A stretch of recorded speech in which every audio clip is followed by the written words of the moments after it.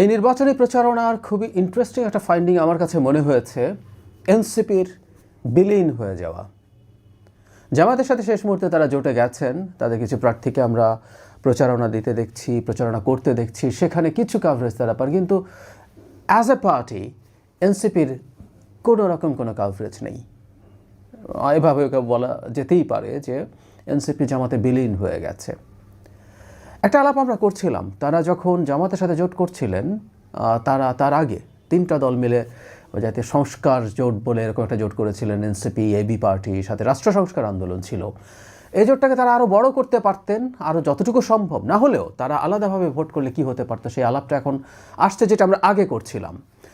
নির্বাচনকে সামনে রেখে বলা বাহুল্য, আমাদের মনোযোগ অনেক বেশি রাজনৈতিক দলগুলোর প্রতি থাকে, জনগণ অনেক বেশি তাকিয়ে থাকে কে কি বলছে, কে কি করছে সেটার দিকে। ফলে এইটাই সবচেয়ে সঠিক সময় দলকে ফোকাসে আনার জন্য, এতে কোনো সন্দেহ নেই। মজার ব্যাপার হচ্ছে, বা এক অর্থে দুঃখজনক ব্যাপারও হচ্ছে, এনসিপি এই সুযোগটা হারালো। মানে এটা এখন বিএনপি বনাম জামায়াত জোট এই রকম একটা বিষয়ে দাঁড়িয়ে গেছে।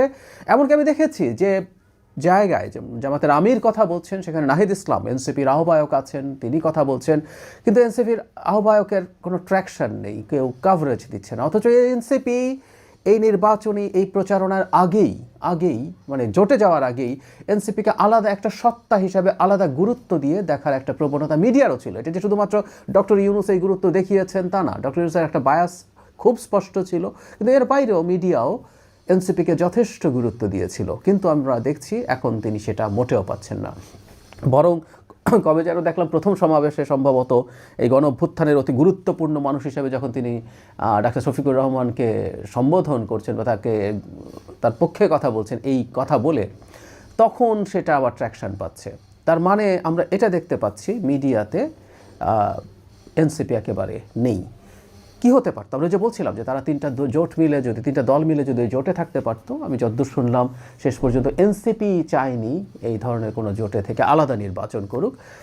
ক্ষমতা হয়তো যেতেন না, ক্ষমতা অবশ্যই যেতেন না, এমনকি একটা সিটেও নির্বাচিত নাও হতে পারতেন, কিন্তু তারা এই নির্বাচনী ক্যাম্পেইনের সময় তাদের নিজস্ব যে বক্তব্যগুলো সেগুলোই প্রধানত সামনে আসতো। শুধু তাই না, সেই জোট নতুন আলাদা করে যদি ইশতেহার দিত, সেই ইশতেহার নিয়ে আলাদাভাবে আলোচনা হতো। অথচ এখন যা হবে এটা মূলত জামাতের ইশতেহার, জামাতের বক্তব্য, সেটা নিয়ে কথাবার্তা হবে।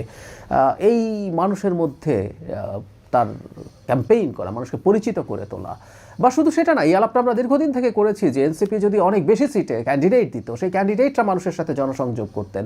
সেই জনসংযোগের কারণে যেটা হতো, মানুষ অনেক বেশি আবার এনসিপির সাথে কানেক্টেড হতেন, তাদের সংগঠন দাঁড়িয়ে যেত, তাদের দল অনেক শক্তিশালী হয়ে উঠতো। 300 সিটে না হোক, কাছাকাছি সংখ্যক সিটে, বা 3 পার্টি মিলে যদি 300 সিটে তারা ক্যান্ডিডেট দিতে পারতো, এই ঘটনাগুলো ঘটার একটা ভালো প্রবাবিলিটি ছিল। কিন্তু কিছুই হলো না। শেষ পর্যন্ত তারা জামাতে বিলীন হলেন ফর দ্য টাইম বিং বলা যায়। আমি এটা কাউকে বলতে দেখছি যে তাদের পক্ষ থেকে, যে নির্বাচনের পরই তারা জামাতের সাথে আর থাকছেন না, তারা সরে যাবেন, তারা আলাদা সত্তা হিসাবে কাজ করবেন। এটা একটা নির্বাচনী জোট ছিল, তারা সেটা করতে পারেন, কিন্তু যে বললাম এই সুযোগটা তারা হারালেন।